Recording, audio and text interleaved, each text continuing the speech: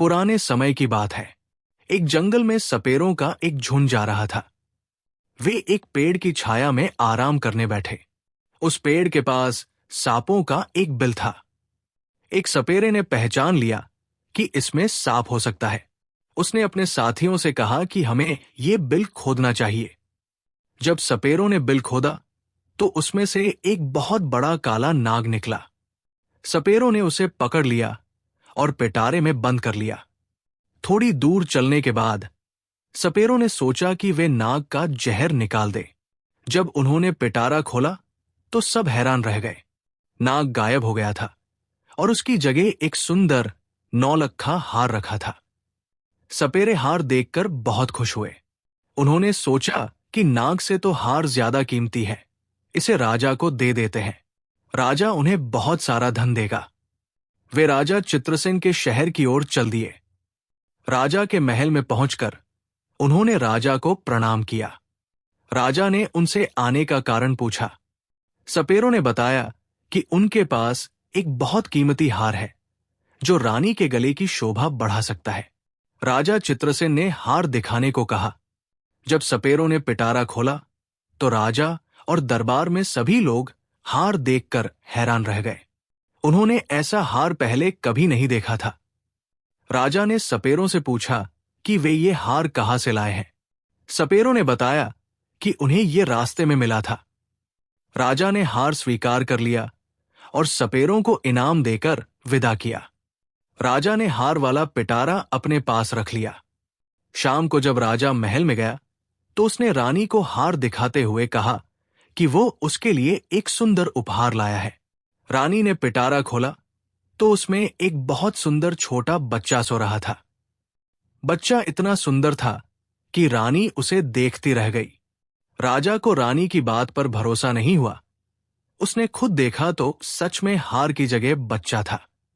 राजा और रानी बहुत खुश हुए क्योंकि वे हमेशा संतान के बारे में सोचते रहते थे। उन्होंने सोचा कि यह बच्चा भगवान ने दिया है और वे इसे अपना बच्चा मानकर पालेंगे। कुछ दासियां उनकी बातें सुन रही थी। रानी ने पूछा कि यह बच्चा किसने दिया है। राजा ने बताया कि सपेरे एक नौलखा हार लेकर आए थे जो महल आते आते सुंदर बच्चे में बदल गया। उसी दिन से राजा और रानी उस बच्चे को अपने बेटे की तरह पालने लगे। एक दिन राजा ने दरबार में घोषणा की कि रानी के गर्भ से एक सुंदर बेटे ने जन्म लिया है। प्रजा में खुशी छा गई और पूरे नगर में उत्सव मनाया गया। धीरे धीरे वो लड़का बड़ा हुआ और जवान हो गया। जब वो शादी के लायक हुआ तो राजा ने रानी से उसके विवाह की बात की। रानी भी इस बात से खुश थी। राजा चित्रसेन के राज्य के पास एक और राज्य था जिसके राजा का नाम जयंत था। उनकी एक बहुत सुंदर बेटी थी जिसका नाम बजंती था। बजंती को राजा ने सभी विद्याओं का ज्ञान दिलाया था, इसलिए वो 16 विद्याओं को जानती थी। राजा जयंत भी अपनी बेटी का विवाह करना चाहते थे।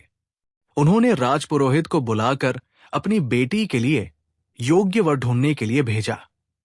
पुरोहित कई राज्यों में घुमा, लेकिन उसे बजंती के समान तेजस्वी राजकुमार नहीं मिला। घूमते घूमते वो राजा चित्रसेन के राज्य में पहुंचा। राजा चित्रसेन के दरबार में पुरोहित का आगमन हुआ। राजा समझ गए कि ये किसी राजा की बेटी का रिश्ता लेकर आए हैं। पुरोहित ने बताया कि वो राजा जयंत का पुरोहित है और उनकी बेटी बजंती का टीका लेकर आया है। उसने सुना था कि राजा चित्रसेन का राजकुमार भी विवाह के योग्य हो गया है। राजा चित्रसेन ने अपने बेटे को पुरोहित को दिखाया। पुरोहित राजकुमार को देखते ही खुश हो गया और बजंती का विवाह पक्का करके अपने राज्य लौट गया। कुछ दिनों बाद जब विवाह का उचित समय आया तो राजा चित्रसेन अपने बेटे को दूल्हा बनाकर राजा जयंत के यहां बारात लेकर पहुंचे। राजा जयंत ने उनका खूब स्वागत किया और अपनी बेटी का विवाह राजकुमार के साथ कर दिया। विवाह के बाद राजा चित्रसेन अपनी राजधानी लौट आए। धीरे धीरे और समय बीता। एक दिन रानी ने राजा से कहा कि अब उन्हें राज्य की बागडोर अपने बेटे को सौंप देनी चाहिए। राजा चित्रसेन ने अपने बेटे को युवराज घोषित कर दिया। राजकुमार बहुत अच्छे से राज्य चलाने लगा। एक दिन राजकुमारी बजंती को उसकी दासी ने कहा कि वह राजकुमार से पूछे कि उसके माता पिता कौन हैं। दासी की बात सुनकर बजंती को आश्चर्य हुआ। दासी ने कहा कि राजकुमार महाराज चित्रसेन के बेटे नहीं हैं। राजकुमारी बजंती के मन में भी अपने पति को लेकर शक होने लगा। उसने सोचा कि शाम को जब राजकुमार महल में आएंगे तो वो उनसे ये बात जरूर पूछेगी। जब राजकुमार शाम को महल में आए तो बजंती ने उनसे पूछा कि उनके माता पिता कौन हैं और वे किस राजवंश के हैं। ये सुनकर राजकुमार का चेहरा काला पड़ गया। उन्होंने कहा कि वह महाराज चित्रसेन के बेटे हैं। लेकिन बजंती नहीं मानी और सच बताने को कहा। मां गंगा की कसम दी, राजकुमार धर्म संकट में पड़ गए। उन्होंने सोचा कि किसी ने उसके मन में ये सवाल पैदा किया है। राजकुमार ने अपनी पत्नी को बहुत समझाया कि वो महाराज का ही बेटा है, लेकिन राजकुमारी जिद पर अड़ गई। उसने कहा कि अगर वो नहीं बताएगा तो वो भोजन नहीं करेगी। राजकुमार सोचने लगे कि उन्हें सब कुछ बताना ही पड़ेगा। राजकुमार ने बार बार अपनी पत्नी से कहा कि मान जाओ, अभी भी समय है, मुझसे ये बात मत पूछो वरना बहुत पछताओगी। लेकिन राजकुमारी जिद्दी करके बैठ गई। राजकुमार ने कहा कि अगर नहीं मानती हो तो ठीक है, हम कल महल से बाहर वन विहार के लिए चलेंगे और वहां चलकर मैं तुम्हें सब कुछ बता दूंगा। अगले दिन राजकुमार और बजंती रथ में बैठकर वन विहार करने का बहाना करके महल से निकले और एक नदी के किनारे आ गए।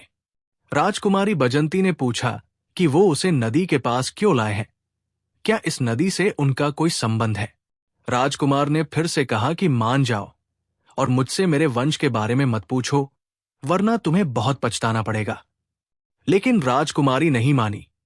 राजकुमार ने नदी में उतरकर जल के बीच पहुंच गए और कहा कि रानी, अभी भी समय है, तुम मुझसे ये बात मत पूछो, अभी कुछ नहीं बिगड़ा है। लेकिन राजकुमारी ने कहा कि चाहे कुछ भी हो जाए वो ये बात पूछ कर ही रहेगी। राजकुमार नदी के और गहरे जल में पहुंच गए। जब पानी छाती तक आ गया तो राजकुमार ने फिर रानी को समझाकर कहा कि रानी मान जाओ, तुम्हारा पूछना मुझे तुमसे हमेशा के लिए दूर कर सकता है। तब राजकुमारी ने कहा कि चाहे कुछ भी हो जाए उन्हें इस भेद को उसके सामने रखना ही होगा। अब राजकुमार और आगे बढ़े और जब पानी मुंह तक आ गया तब उन्होंने कहा कि रानी, अभी तुम्हारे पास समय है, ये जानने की कोशिश मत करो कि मैं कौन हूं। परंतु रानी नहीं मानी। फिर राजकुमार ने अपना असली नाग का रूप धारण कर लिया और नदी के जल के ऊपर अपना फन दिखाने लगे। और अपना फन दिखाने के बाद वे नदी के अंदर समा गए और फिर बाहर निकलकर नहीं आए। राजकुमारी बजंती ने राजकुमार को खोजने की बहुत कोशिश की, परंतु राजकुमार का कहीं पता नहीं चला। जब काफी देर हो गई और राजकुमार नहीं लौटे तो राजकुमारी बजंती घबरा गई, क्योंकि अब उनका पति नाग बनकर कहीं चला गया था। बजंती ने वहां उसे खोजने का बहुत प्रयत्न किया, लेकिन वो नहीं मिला। थक हारकर वो अपने रथ के पास आ गई और सारथी से कहा कि रथ को महल की ओर ले चलो। महल पहुंचकर उन्होंने महाराज को बताया कि उनका बेटा नदी में डूब गया है। ये सब सुनकर राजा को बड़ा दुख हुआ। राजा ने अपने सैनिकों को आदेश दिया कि जाओ, नदी के जल को खंगाल डालो और राजकुमार की लाश को तलाश करो। राजा के सैनिक रानी बजंती, महाराज और महारानी के साथ उस नदी तट पर पहुंचे। नदी में जगह जगह जाल डलवाए गए, लेकिन कोई सफलता नहीं मिली। नदी में कई गोताखोरों ने राजकुमार की लाश को तलाश किया, मगर कुछ हाथ नहीं लगा। अब तो उदास होकर राजा और रानी और राजकुमारी बजंती वापस अपने महल को लौट आए। राजा चित्रसेन वृद्ध हो चुके थे, ऊपर से बेटे का दुख उनके ऊपर आ गया था। राजा के मन में तो यही था कि नदी में डूबकर उनका बेटा मर गया है। महारानी बजंती भी बड़ी दुखी रहने लगी और मन में अपने आप को कोसने लगी कि उन्होंने राजकुमार के साथ बहुत बुरा किया है। उनके कर्मों के कारण आज उनका पति उनसे दूर चला गया है। यदि वो उनसे उनके वंश के बारे में पूछने की जिद न करती तो शायद उनका पति उनसे दूर नहीं जाता। लेकिन जैसा कि राजपुरोहित ने बताया था कि राजकुमारी बजंती बड़ी विद्वान थी, 16 विद्याओं को जानती थी। काफी सोच विचार के बाद उनको एक तरकीब सूझी।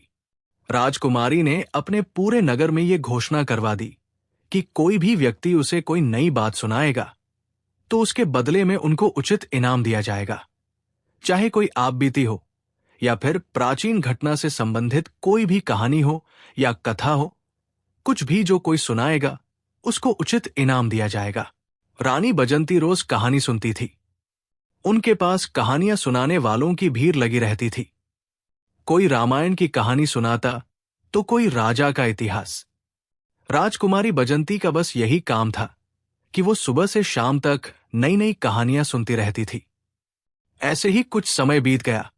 एक दिन उसी राज्य का एक बूढ़ा आदमी पास के जंगल से गुजर रहा था।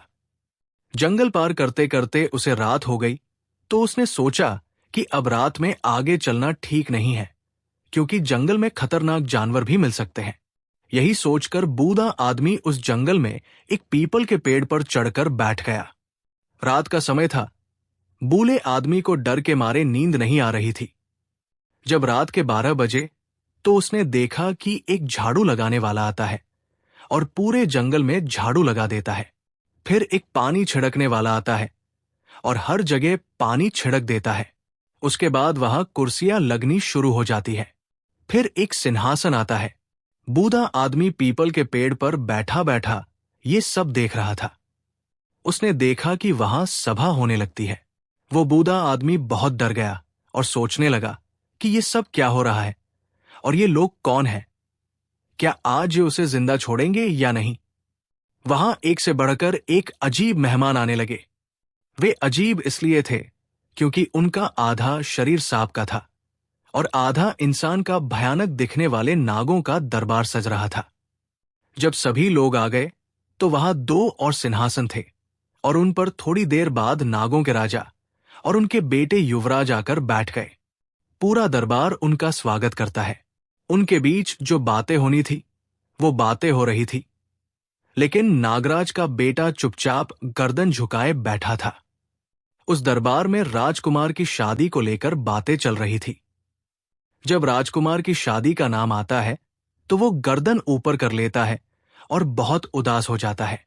कुछ देर तक उनकी बातें चलती रहती हैं और इधर वो बूढ़ा आदमी उस पीपल के पेड़ पर बैठा उनकी बातें सुन रहा था और मन ही मन सोच रहा था कि यहां किस बात की बात हो रही है और ये कौन लोग हैं।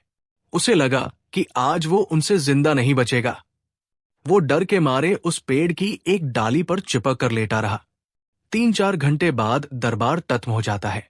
सभी मेहमान वहां से जा चुके थे, लेकिन नागराज और उनका बेटा उस पीपल के पेड़ की तरफ आ जाते हैं। तब पीपल के पेड़ पर बैठा बूढ़ा आदमी सोचने लगता है कि ये उसकी तरफ ही आ रहे हैं और उसे लगा कि अब ये उसे जिंदा नहीं छोड़ेंगे, क्योंकि उन्हें पता चल गया है कि वो इस पेड़ पर बैठा है। ये सोचकर वो बूढ़ा आदमी डर जाता है, लेकिन नागपुत्र राजकुमार उस पीपल की जड़ों में बैठकर रोने लगता है और अपनी रानी बजंती को याद करता है। ये सब बातें वो बूढ़ा आदमी सुन रहा था और मन में सोचता है कि ये तो बड़ा चमत्कार हो गया है। वो क्या देख रहा है? और कुछ देर रोने के बाद हाय बजंती कहते हुए वो नाग वहां से चला जाता है। धीरे धीरे सुबह होने लगती है। जब सुबह हुई तो वो बूढ़ा आदमी उस पेड़ के नीचे उतरता है और नीचे उतरने के बाद वापस अपने शहर लौट आता है और मन में सोचने लगता है कि वैसे भी वो बहुत करीब है और रानी बजंती भी नई नई कहानियां सुनती रहती है, तो क्यों न चलकर ये बात महारानी बजंती को सुनाई जाए।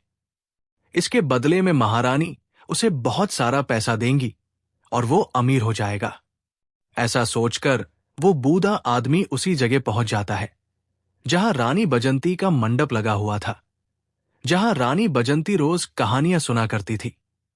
वहां एक से बढ़कर एक बड़े विद्वान रानी को कहानी सुना रहे थे।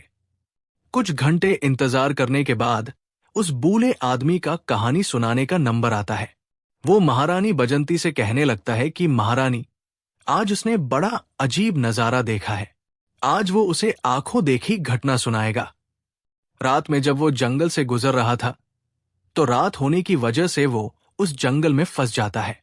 रात होने की वजह से वो वहीं रुकना ठीक समझता है और उसी जंगल में एक पेड़ पर चढ़कर बैठ जाता है। वो सुबह होने का इंतजार करने लगता है। तब वो वहां देखता है कि वहां एक नागराज का दरबार लगता है। उन सबका आधा शरीर इंसान का था और आधा शरीर नाग का। ऐसे अजीब प्राणी उस दरबार में आए थे। कुछ देर तो उसे लगा कि ये लोग उसे मार डालेंगे, लेकिन वो उस समय पीपल के पेड़ पर चिपका हुआ चुपचाप बैठा रहता है। और जब दरबार खत्म होता है, तो वहां से नागों के राजा का बेटा एक सुंदर रथ में बैठकर जिस पीपल के पेड़ पर वो बैठा था, उसी पेड़ की ओर आता है। वो उस रथ से नीचे उतरता है और पीपल के पेड़ के नीचे बैठकर कुछ देर हाय बजंती कहकर रोता रहता है। उसके बाद वहीं से गायब हो जाता है। अब ये बात जब राजकुमारी बजंती सुनती है, तो उस बूढ़े आदमी से कहने लगती है कि बाबा, मैं तुम्हें इतना धन दूंगी कि तुम्हारी कई पीढ़ियां बैठी बैठी खा सकती है, लेकिन तुम मुझे उस जगह पर लेकर चलो जहां तुमने राजकुमार को रोते हुए देखा था। ये बात सुनकर बूढ़ा आदमी डर जाता है और कहता है, राजकुमारी, अब मैं वहां नहीं जाऊंगा। वहां जाने से मुझे बहुत डर लग रहा है। तब राजकुमारी कहती है कि नहीं बाबा, तुम चिंता मत करो, तुम्हें मेरे साथ वहां चलना ही पड़ेगा। इतना कहकर रानी बजंती ने एक सोने की मोहरों से भरी थैली उस बूढ़े आदमी को दी और कहती है कि मैं तुम्हें और भी सोने की मोहर दूंगी, तुम मुझे उस जगह पर पहुंचा दो। बूढ़ा आदमी रानी द्वारा दी गई सोने की मोहरों को देखकर खुश हो जाता है और वह राजकुमारी बजंती को लेकर उस जंगल की तरफ चल देता है। और कुछ समय बाद उसी जगह पर जाकर बूढ़ा आदमी कहता है कि राजकुमारी, मैंने इसी पीपल के पेड़ के ऊपर बैठकर सब कुछ देखा था। तब राजकुमारी कहती है, तो बाबा, मैं भी आज उन्हें अपनी आंखों से देखना चाहती हूं। इस प्रकार वो बूढ़ा आदमी और रानी बजंती उस पेड़ के ऊपर चढ़कर बैठ जाते हैं और वे इंतजार करते हैं। दोस्तों, उस दरबार का इंतजार करते करते पूरी रात निकल जाती है, लेकिन वहां पर कोई नहीं आता है। उस रात न तो कोई दरबार सजता है और न कोई नाग आता है। अब रानी बजंती उस बूढ़े आदमी पर गुस्सा हो जाती है और कहती है, बाबा, तुमने झूठ बोला है और इसके लिए मैं तुम्हें कड़ी से कड़ी सजा दे सकती हूं। तब वो बूढ़ा आदमी कहता है, नहीं महारानी, मैंने कोई झूठ नहीं बोला है। मैंने जो अपनी आंखों से देखा था वही आपको बताया है। तब रानी बोलती है, तो फिर आज क्या हुआ? तब बूढ़े आदमी ने कहा, ये मैं भी नहीं जानता कि वे लोग आज क्यों नहीं आए। दोस्तों, रानी बजंती निराश होकर अपने महल लौट आती है। इधर वो बूढ़ा आदमी मन ही मन परेशान रहने लगता है कि वो रानी के सामने झूठा पड़ गया है। वो बूढ़ा आदमी सोचने लगता है कि उस दिन कौन सी तिथि थी जिस दिन उस जंगल में दरबार लगा था। उसने ये बात ज्योतिषियों से पूछा। तब ज्योतिषियों ने बताया कि उस दिन पूर्णिमा थी, चांद पूरी तरह से उगा हुआ था और ऐसे मौके पर देवताओं की सेवा कुछ जगहों पर होती है। हो सकता है तुमने उस सेवा को देख लिया हो। अब तो वो बूढ़ा आदमी सोचने लगता है कि अगली पूर्णिमा आएगी, तब वो रानी को लेकर वहां जाएगा। महारानी भी उस बूढ़े आदमी से कहती है कि अगर तुम मुझे वो नजारा दिखा दोगे तो मैं तुम्हें बहुत बड़ा इनाम दूंगी। इधर धीरे धीरे समय बीतता है और जब अगली पूर्णिमा की रात आती है, तो वो बूढ़ा आदमी महल में पहुंचता है और महारानी से कहता है कि महारानी, आज आपको मेरे साथ उस जंगल में चलना पड़ेगा। आज मैं आपको वो नजारा दिखाऊंगा। दोस्तों, महारानी बजंती और वो बूढ़ा आदमी दोनों जंगल की ओर चल देते हैं। वहां पहुंचकर रानी बजंती और वो बूढ़ा आदमी उस पीपल की जड़ों में छुपकर बैठ जाते हैं। जब रात के 12 बजने का समय नजदीक आता है, तो वहां एक झाड़ू लगाने वाला आता है। वो झाड़ू लगाता है। पानी छिड़कने वाला आता है। वो पानी का छिड़काव करता है। थोड़ी देर बाद दरबार सजने लगता है। धीरे धीरे वहां नाग लोग आने लगते हैं। नागों का आधा शरीर इंसान का था और आधा शरीर नाग का। बूढ़े आदमी इशारे से कहता है कि महारानी, अब आप ध्यान से देख लो, यही सब मैंने उस दिन देखा था। दोस्तों, रानी बजंती उस नजारे को बड़े ध्यान से देख रही थी और कुछ समय बाद रानी का पति भी आ जाता है, जो उस नागराज का बेटा था। उसका आधा शरीर नाग का था और आधा इंसान का। महारानी उसे देखते ही पहचान जाती है और कहने लगती है कि यही मेरा पति है। महारानी सोचने लगती है कि अब वो उसे कैसे पा सकती है। महारानी हिम्मत करके धीरे धीरे उस पेड़ की खोखल से बाहर निकलने लगती है। उधर वो बूढ़ा आदमी डर जाता है और बूढ़ा आदमी राजकुमारी से कहता है कि राजकुमारी, आप थोड़ी देर इंतजार कीजिए। 3-4 घंटे तक वो सभा चलती रहती है। जब सभा खत्म होने का समय होता है तो सभी नाग वहां से चले जाते हैं। राजकुमार भी उस पीपल के पेड़ के पास आकर बैठकर रोने लगता है।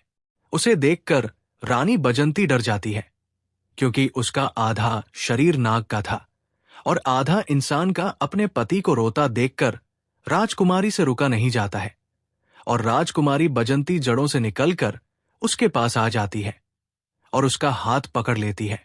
अचानक से महारानी बजंती के सामने खड़ा देखा तो राजकुमार एकदम से डर जाता है और कहने लगता है, रानी, तुम। तब रानी कहने लगती है कि मैंने तुम्हें खोजने के लिए क्या क्या नहीं किया है, लेकिन अब मैं तुम्हें कहीं भी नहीं जाने दूंगी। ये सुनकर राजकुमार कहने लगता है, नहीं रानी, बहुत समय हो चुका है, अब तुम मुझे पा नहीं सकती हो। यहां जो सभा होती है वो मेरे विवाह को लेकर ही होती है। मेरे पिता इस सभा में मेरे विवाह का प्रस्ताव रख चुके हैं और जब तीसरी सभा होगी तब तो मेरा विवाह तय हो जाएगा, और जब मेरा विवाह तय हो जाएगा तो बताओ मैं तुम्हारे साथ कैसे रह सकता हूं। मुझे तो अपनी इस पत्नी के साथ रहना पड़ेगा। तुमने तो मुझे त्याग दिया है।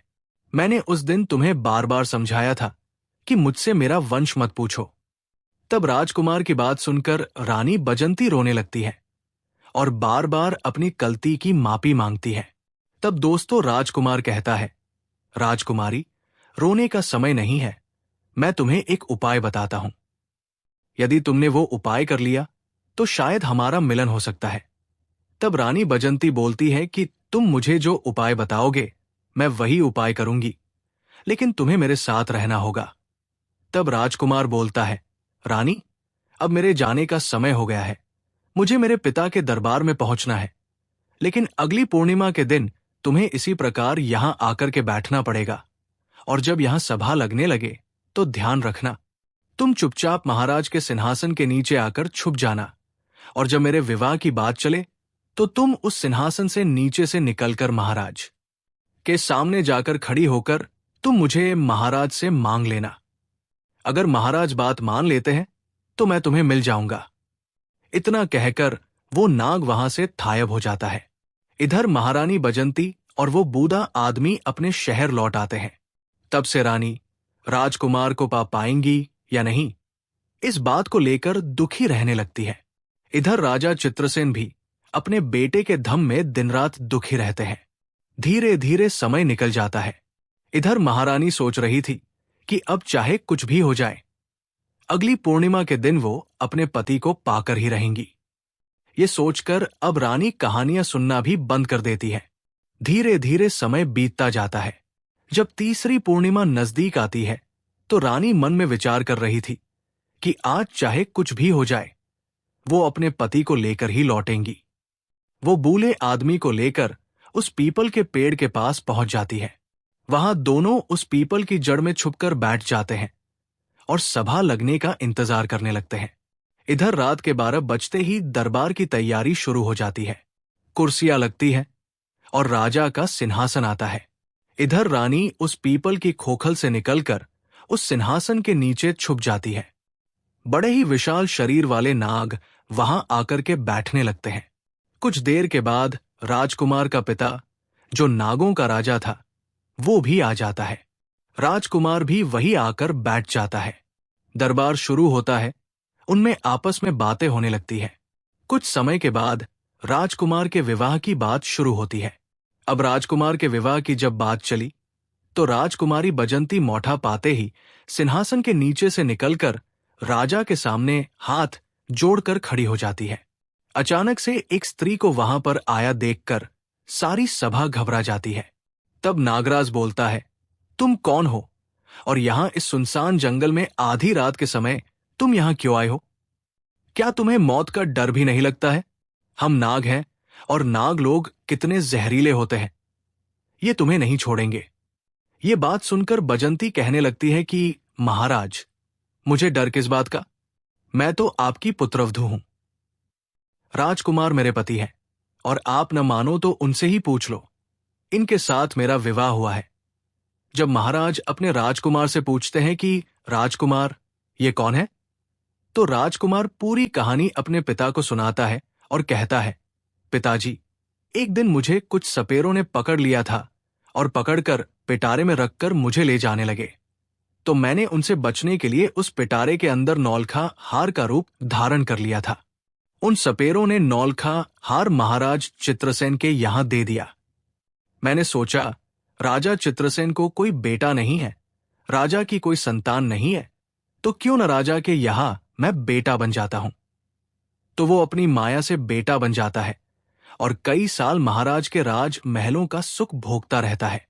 महाराज अपने बेटे की तरह उसका पालन पोषण करते हैं और इसी सुंदरी के साथ उसका विवाह करवा देते हैं।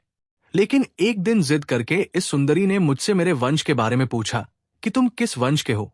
मैंने इसे बहुत समझाया, लेकिन ये नहीं मानती है, और जब ये नहीं मानती है तो जहां मेरा स्थान था वहां इसे लेकर जाता हूं और वहां पहुंचकर मैं अपने असली रूप में आ जाता हूं और मैं अपने परिवार के पास चला आता हूं।